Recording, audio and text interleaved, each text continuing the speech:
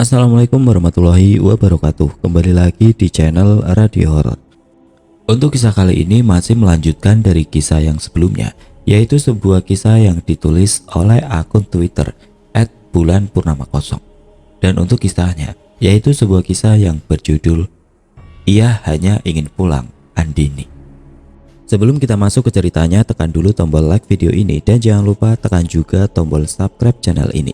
Dan nyalakan juga lonceng notifikasinya agar tidak ketinggalan cerita-cerita lain dari channel ini. Dan bagi teman-teman yang ingin membaca langsung ceritanya, nanti silakan saja kunjungi linknya yang nanti akan saya sertakan di kolom deskripsi. Dan jangan lupa follow juga akun penulis.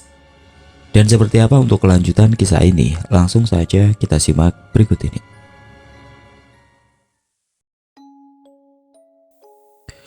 Sehari telah berlalu. Semakin mendekati hari pernikahan Budi, Yusuf pamit pada istrinya untuk berangkat kerja tanpa memberitahu urusan setelahnya. Yusuf pulang kerja lebih awal dan langsung menuju rumah Suster Rina. Mereka berdua berangkat menuju kediaman Kiai Mukmin. Sesampainya di rumah itu, suasana sedikit ramai karena di rumah Pak Kiai memang dibuka untuk para santrinya. Rumahnya sejuk, terlihat aula terbuka yang cukup luas untuk mereka mengaji atau bahkan sekedar berkumpul dengan sesama santri lainnya. Assalamualaikum Pak Kiai, sapa Suster Rina pada seseorang yang sedang memberikan pelet pada ikan di kolamnya. Perawakannya sedang, kulitnya putih bersih, serta rambut dan janggut yang tumbuh menutupi wajahnya. Ia tersenyum ramah saat melihat kedatangan Yusuf dan Suster Rina. Waalaikumsalam warahmatullahi wabarakatuh. Sudah datang, Rin? Jawabnya dengan suara yang begitu lembut. Ia sesekali melihat ke arah Yusuf. Pak Kiai mempersilahkan mereka masuk dan meminta istrinya untuk memberikan suguhan untuk tamunya itu. Pak Kiai sudah tahu siapa orang yang Suster Rina bawa. Namun tentu saja Yusuf memperkenalkan diri untuk memberikan rasa hormat kepada beliau. Hingga percakapan pun menjurus ke hal yang paling serius, hal yang tidak pernah Yusuf bayangkan sebelumnya. Mas Yusuf pasti sudah sangat lelah selama 12 tahun selalu dibayang-bayangi oleh makhluk itu, ucap Pak Kiai yang membuat Yusuf dan Suster Rina sedikit tersentak. Maksud Pak Kiai? Yusuf mengerutkan dahinya. Saya kenal sama kakekmu. Dia teman saya dulu. Dia juga sempat datang ke sini dan menceritakan semuanya. Bagaimana kamu hilang selama beberapa hari dan ditemukan di hutan 12 tahun yang lalu. Tapi apakah kamu tahu tujuan makhluk itu sebenarnya? Tanya Pak Kiai. Yusuf merenung. Dia mau saya mati Pak Kiai, karena saya satu-satunya saksi hidup kejadian malam itu, jawab Yusuf lirik.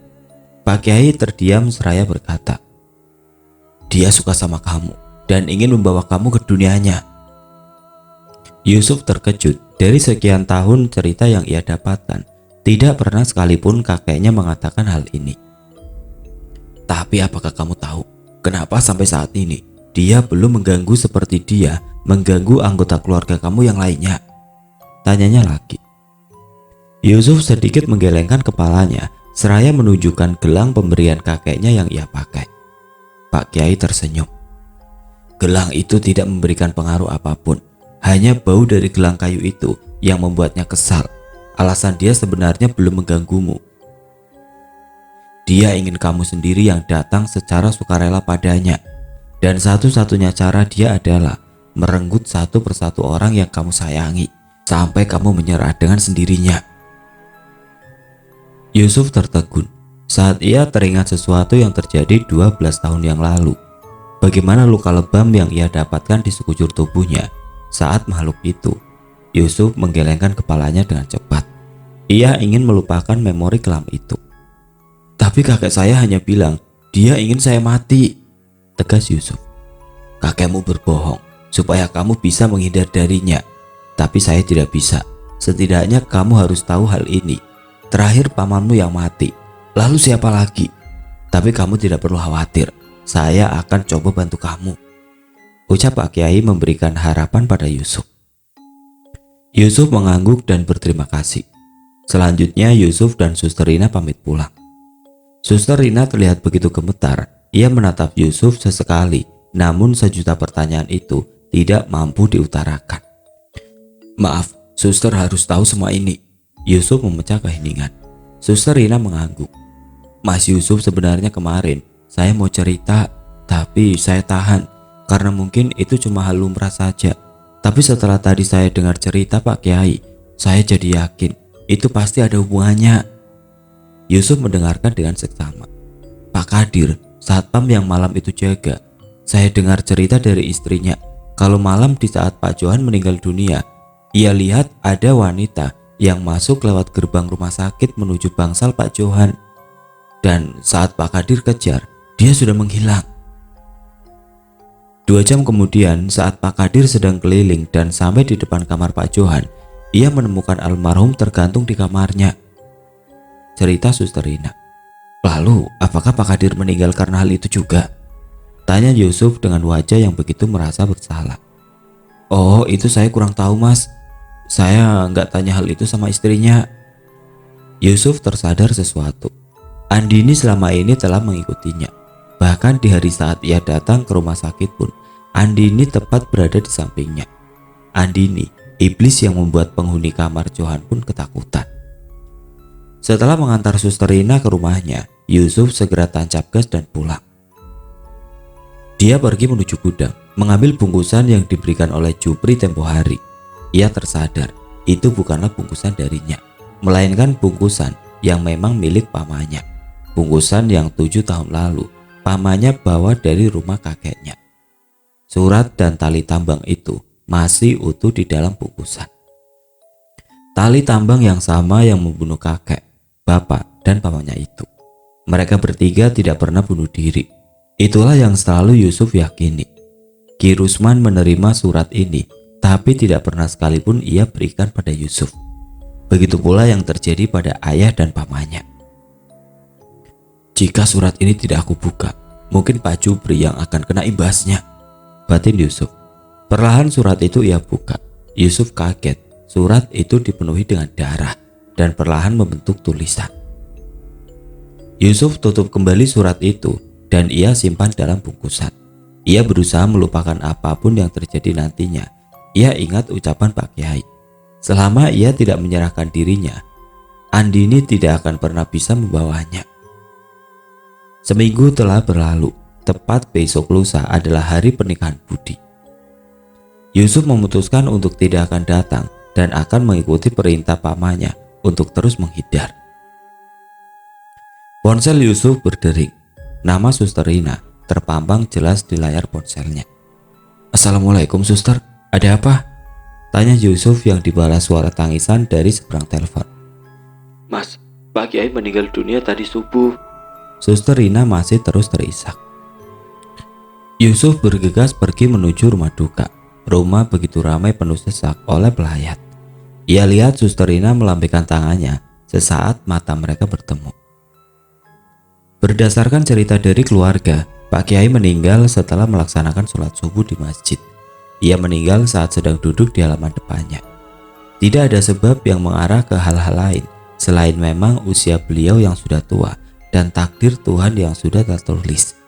Pertemuan ia dengan Yusuf adalah pesan terakhir darinya sebelum ia mengembuskan nafas terakhir. Karena tanpa cerita beliau, Yusuf tidak akan pernah tahu apa yang diinginkan makhluk itu. Setelah proses pemakaman, Suster Rina mengajak Yusuf untuk berbincang sebentar. "Mas, 2 hari yang lalu Pak Jupri ditemukan meninggal dunia di rumahnya," ujar Suster Rina dengan air mata yang masih basah. "Innalillahi wa innalillahi roji'un. Meninggal kenapa, Suster?" Yusuf shock mendengar berita itu. Sudah jelas-jelas suara itu telah sampai ke tangannya, dan sudah jelas pula ia baca surat itu. Tapi kenapa? "Keluarganya gak mau bilang, tapi para tetangga bergosip kalau Pak Jupri bunuh diri," ucap Suster Rina dengan penuh kekhawatiran. "Saya takut, Mas." Yusuf terduduk lemas. Kini bahkan orang lain pun menjadi korbannya. Ia menyadari siapapun yang melihat surat itu akan menjadi korban selanjutnya selama Yusuf tidak pulang bersama makhluk itu. Belum sempat jantungnya kembali normal, chat dari Laila membuyarkan pikirannya. Laila mengirimkan sebuah foto yang di situ terlihat sebuah bungkusan dan sepucuk surat. Aku minta Maryam ambil boneka di gudang. Dia nemuin ini, maksudnya apa? Pesan marah dari Laila terasa begitu tajam menusuk jantung Yusuf. Bukan karena ia takut Laila curiga, tapi kenyataan bahwa anak dan istrinya telah melihat dan membaca surat itu. Yusuf seketika menangis. Suster, saya berjanji tidak akan ada yang terjadi pada suster, tapi saya mohon bantuannya. Jika setelah purnama esok saya nggak kembali, tolong kunjungi istri saya dan berikan kunci ini. Suster Rina mengangguk. Ia melihat kunci dengan seksama. Itu kunci kotak kayu di bawah lantai kamar saya. Yusuf menjelaskan kembali sebelum Suster Rina bertanya lebih lanjut. Ia pamit, meninggalkan rumah duka menuju tempat yang bisa jadi rumah terakhirnya. Yusuf kembali melihat undangan yang diberikan oleh Budi. Ia ikuti petunjuk dari lokasi yang tertulis di sana.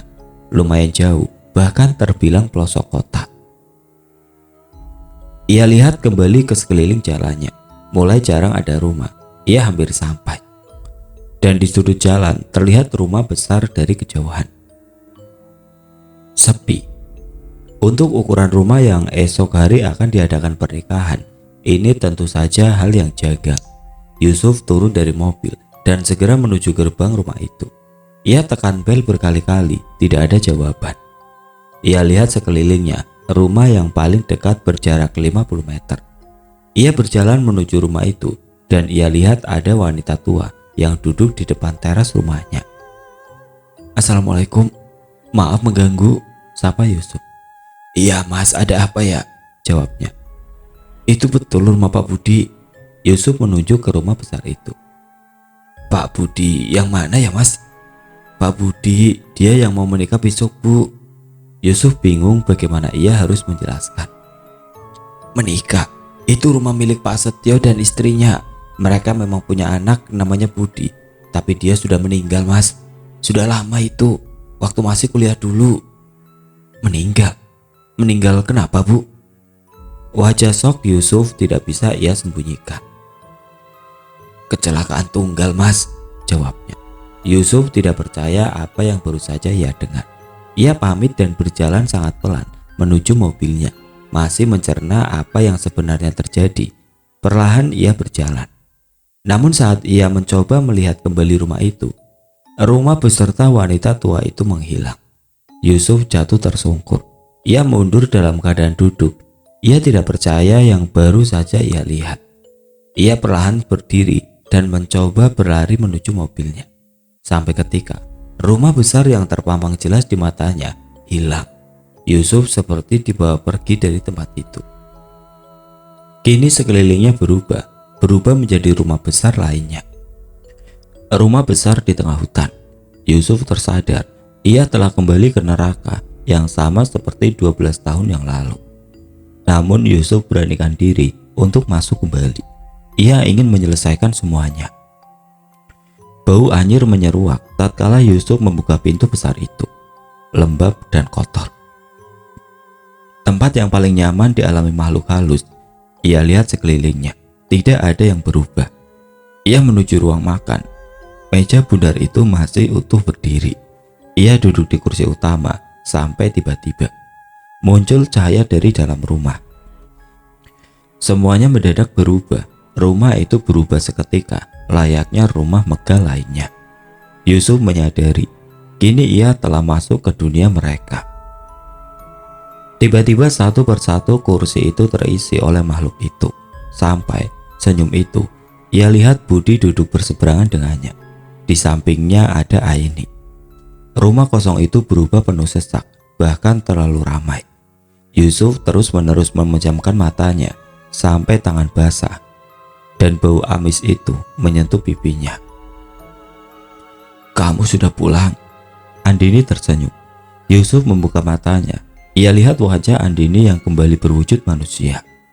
Air mata Yusuf tidak henti mengalir, mengenang Laila dan anaknya di rumah. Asalkan mereka selamat, lirihnya dalam hati. 1 bulan telah berlalu. Laila tertekan melihat Maryam yang menangis terus-menerus mencari ayahnya. Perasaan Laila campur aduk antara marah dan sedih atas kehilangan Yusuf. Pesan terakhir yang ia kirimkan sebelum suaminya pergi adalah surat itu. Surat yang meminta Yusuf untuk pulang, entah dengan siapa. Namun ibu Yusuf terus meyakinkan Laila untuk tetap percaya pada suaminya itu. Karena ibunya tahu betapa Yusuf menyayangi istri dan anaknya. Tapi tentu itu tidak mudah dilakukan Laila. Yusuf terlalu banyak menyimpan rahasia darinya. Sampai sore itu pintu diketuk oleh seseorang dari luar. "Suster Rina," sapa ibu Yusuf yang sudah sangat akrab dengan suster itu. Ibu Yusuf mempersilahkan suster Rina masuk dan mereka berbincang sejenak sampai akhirnya ia meminta izin untuk bisa bertemu dengan Laila. Laila tersenyum ramah tatkala mata mereka bertemu. Ia berusaha menyembunyikan rasa sedihnya dengan sangat baik. Sampai wajah senyumnya berubah saat suster Rina menceritakan maksud kedatangannya. Ia ceritakan semua hal kepada Laila dan ibu Yusuf. Semuanya tidak terlewat sedikit pun. Laila tidak kuasa menahan air matanya. Ia masih tidak percaya dengan apa yang suster Rina ucapkan. Ia masih terus menggelengkan kepala seolah itu hanya bualan saja. "Bilang saja kalau Yusuf pergi dengan wanita lain. Itu lebih mudah untuk saya mempercayainya daripada alasan yang tidak masuk akal ini," teriak Laila. Laila membuka ponselnya, mencari grup chat SMA yang dulu ia dapati surat undangan dari Budi itu. Tidak ada, grup chat itu menghilang. Ia coba telepon temannya satu persatu. Tidak ada satupun yang menerima undangan itu. Bahkan temannya yang lain memberitahu Laila tentang musibah yang dialami Budi. Apa ini? Laila masih belum percaya sampai suster Rina mengeluarkan sesuatu dari tasnya. Kunci yang dititipkan Yusuf padanya. "Sebelum pergi, Mas Yusuf menitipkan ini kepada saya, Mbak. Kunci untuk kotak kayu yang dia simpan di bawah lantai kamarnya." Laila langsung berlari menuju kamarnya dan memeriksa satu persatu lantai di sana. Ada satu kotak keramik yang terlihat berbeda dari yang lainnya. Semen di sekitarnya telah keropos. Laila coba angkat dan benar saja, ada tempat kosong di situ. Kotak kayu kecil tersimpan di sana. Ia buka kotak itu, penuh dengan surat. Setiap amplop tertulis nama Laila dan tanggal di atas namanya. Ia lihat satu persatu. Sampai ia lihat amplop dengan tanggal 9 Juni 2019, sehari sebelum pernikahan Budi dan sehari sebelum ia menghilang. Perlahan, Laila membuka surat itu. "Dear Laila, jika surat ini sampai di tanganmu, itu artinya aku sudah tidak bisa lagi berada di sampingmu dan melanjutkan perjalanan ini. Banyak cerita yang ingin aku bagi. Namun aku tidak mau itu membebanimu. Aku ingin kamu hidup normal tanpa diliputi rasa takut ataupun risau. Hidup sampai di usiaku yang sekarang sudah seperti mukjizat yang tidak pernah aku bayangkan sebelumnya. Kamu selalu bertanya apa yang sebenarnya terjadi malam itu. Dia menyelamatkan hidupku dan aku hanya bisa menyia-nyiakannya. Namun satu hal yang aku syukuri sampai saat ini, kembali bangkit dari kematian dan menemukan kebahagiaan dengan menikah denganmu dan memiliki Maryam adalah hal terindah yang Tuhan berikan kepadaku. Hingga akhirnya waktuku benar-benar telah tiba. Maafkan aku. Tolong jaga dirimu baik-baik dan jaga Maryam untukku. Lanjutkan hidupmu dan temukan kebahagiaan dengan seseorang yang kamu cintai kelak, yang selalu mencintaimu, Yusuf." Ia baca setiap baris dengan seksama. Air mata tidak henti-hentinya mengalir. Laila berteriak dan menangis sejadi-jadinya. Ibu dan suster Rina yang masih berada di ruang tamu saling menatap. Sampai akhirnya ibu izin pamit untuk melihat menantunya itu. "Bu, sebentar." Suster Rina menahan dengan memegang tangan ibu Yusuf. "Saya awalnya berjanji jika Mas Yusuf tidak kembali setelah tanggal 10, saya akan datang ke rumah. Tapi saya urungkan karena saya terlalu takut. Sampai akhirnya kemarin ada surat yang datang ke rumah saya. Surat tanpa nama pengirim dan tanpa nama penerima. yang diletakkan di sela pintu rumah saya. Sepertinya itu surat untuk ibu. Suster Rina mengambil sesuatu dalam tasnya. Sebuah surat berwarna coklat yang sangat usang, terlihat telah dibuka sebelumnya. Ibu Yusuf mengangguk tersenyum, namun air matanya terus mengalir. Ia ucapkan terima kasih kepada Suster Rina. Suster Rina pergi berlalu. Perasaannya terasa sedikit lega saat amanah yang ia terima dapat tersampaikan. Meski ada dua orang yang hatinya terluka karena pesan itu. Dengan nafas berat, ibu membuka surat itu perlahan. Setelah apa yang terjadi pada ayah, suami dan adiknya, kini terjadi pula pada anaknya. Air mata tidak henti-hentinya menetes di setiap baris pada lembar surat yang ia baca. Ibu jatuh tersungkur. Anaknya telah pergi. Ia benar telah pergi. Ibu, terima kasih untuk segalanya. Terima kasih karena telah sudi untuk menjadi seorang pahlawan bagi anakmu ini. Terima kasih karena telah memilihku menjadi anakmu. Dan terima kasih untuk segala doamu yang terus mengiringi perjalanan hidupku. Ibu, berjuta maaf tidak akan bisa menghapus setitik kesalahanku yang selama ini telah banyak mengecewakan ibu. Maaf karena anakmu ini banyak luka dan duka dan air mata tidak pernah lepas hingga sampai saat ini. Ibu, maaf karena aku harus pamit lebih dulu. Yusuf.